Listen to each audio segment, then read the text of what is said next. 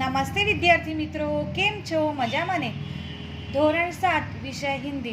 વિદ્યાર્થી મિત્રો, આપણે કવિતા નંબર 1 બેટી આ કવિતાની સમજૂતી, શબ્દાર્થ, મુહાવરે બધાએ નોટમાં લખી દીધું છે અને સમજૂતી પણ મેળવી લીધી છે. નોટમાં કવિતા તમને મોઢે કરવા આપી હતી, એ કવિતા તમને નોટમાં પણ લખવાની છે. તો આજે આપણે એના આગળના અભ્યાસના પ્રશ્નોત્તરી જોવાની છે. જે પહેલો નંબરનો પ્રશ્ન છે, इस काव्य का आरोह अवरोह युक्त समूह गान कीजिए. તે બધાએ કવિતા મોઢે કરી હોય તો તમે પોતે રાગથી ગાઈ શકીએ છીએ. प्रश्न नंबर 2, निम्नलिखित प्रश्नों के मौखिक उत्तर दीजिए. पहला प्रश्न है, आत्मनिर्भर बनने के लिए आप क्या करोगे? આ પ્રશ્ન આપણા માટે છે. આત્મનિર્ભર. વિદ્યાર્થી મિત્રો, આપણે આ શબ્દ તમે સાંભળ્યો હશે. અત્યારે કોરોના જેવી મહામારી ચાલી છે, એટલે દરેક વ્યક્તિએ પોતાના આત્મસન્માનથી પોતે જ સભર થવાનું છે. એટલા માટે આપણે જાણીએ છીએ કે આપણા વડાપ્રધાન જે છે એમને પણ દરેક વ્યક્તિને આત્મનિર્ભર બનાવવા માટે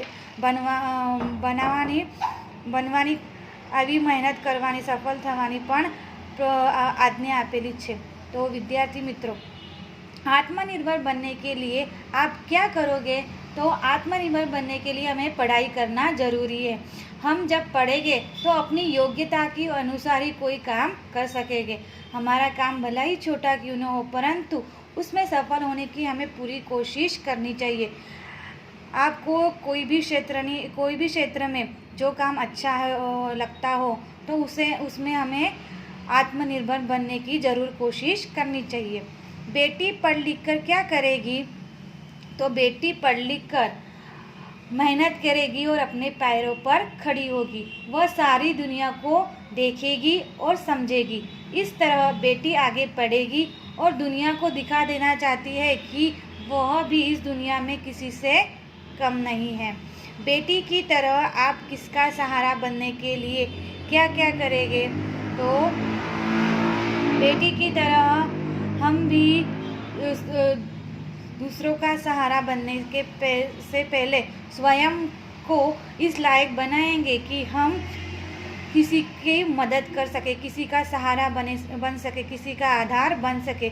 इसके लिए हमें पहले क्या करना होगा? तो हमें पढ़ना होगा, लिखना होगा और हमें जिस क्षेत्र में योग्यता लगती है उसमें हमें सफल होने की हमेशा कोशिश करनी होनी चाहिए. हम कोई भी गरीब विद्यार्थी हो या कोई भी गरीब व्यक्ति हो तो उससे पूरी मदद करने की कोशिश भी करनी चाहिए. कोई लाचार हो, कोई मरीज़ हो तो उसका इलाज का भी प्रबंध ज़रूर करना चाहिए. बेरोजगारी का कोई बेरोजगार कोई व्यक्ति हो तो उसके लिए कोई ना कोई हम काम दिला सके, ऐसा सहयोग और सहारा देने की पूरी कोशिश हमें करनी चाहिए. बड़े होकर आप क्या करना चाहते हैं और क्यों? આ દરેક વિદ્યાર્થી માટે પ્રશ્ન છે. બધા ભણે છે, ગણે છે, પઢાઈ તો કરે છે, મહેનત પણ કરે છે, સફળ પણ થાય છે, પણ મોટા થઈને આપણે શું બનવાનું છે આપણે કોઈ નક્કી કરતા નથી. તો આજે આપણે એક પ્રણ લઈએ કે આપણે આગળ જઈને શું કરવાનું છે, તે એ દિશાની આગળ એ લક્ષ્ય રાખીને આપણે મહેનત કરીએ તો વધુ સારું થાય. તો વિદ્યાર્થી મિત્રો, અત્યારે આપણે જાણીએ છીએ કે કોરોના જેવી મહામારી છે અને બધા અત્યારે જે ડૉક્ટર છે એ ભગવાનના સ્વરૂપે આપણે જાણીએ છીએ. તો જે વ્યક્તિને ડૉક્ટર બનવું હોય તો એ વ્યક્તિ ડૉક્ટર પણ બની શકે છે. સમાજ માટે આવી રીતે કોઈ બીમાર હોય, કોઈ મરીઝ હોય તો એને આપણે જરૂરથી મદદ કરી શકીએ છીએ.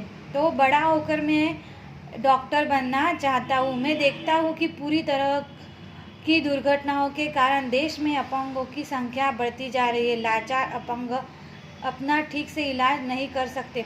बहुत से अपंगों को तो भीख मांगकर भी पेट भरना पड़ता है. आप देखते हैं कि कभी कभी रोड पर, रास्ते पर ऐसे भिखारी या कोई अपंग व्यक्ति हमें दिखाई देती है जिनका कोई सहारा नहीं होता. ऐसे व्यक्ति के लिए हम ज़रूरी सहारा बन सकते हैं.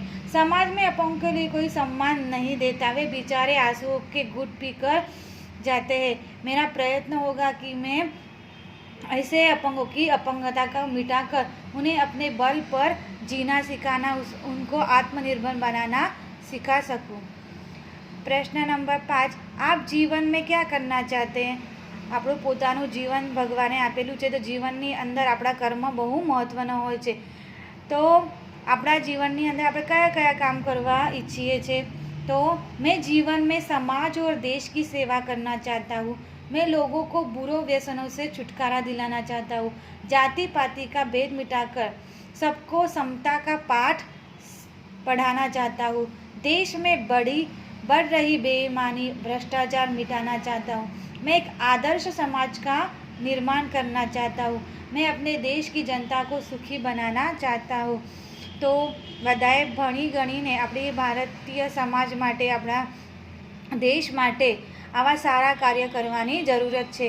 कारण तमे हवे युवा पीढ़ी है और युवा पीढ़ी जे अपने लक्ष्य धारीए ए प्रयत्न करिए तो जरूरथी अपने देशनी अंदर आवी जे बुराई है, जे अपने बेईमानी भ्रष्टाचार, तो ये अपने मिटावानी कोशिश करवी जोईए ने एक आदर्श समाज बनावવાની કોશિશ અથવા નિર્માણ કરવા માટે આપણે પ્રયત્ન જરૂરથી કરવા જોઈએ. તો વિદ્યાર્થી મિત્રો, આ પ્રશ્નોના જવાબ પણ બધાએ નોટમાં લખવાના છે, કવિતા નોટમાં લખવાની છે.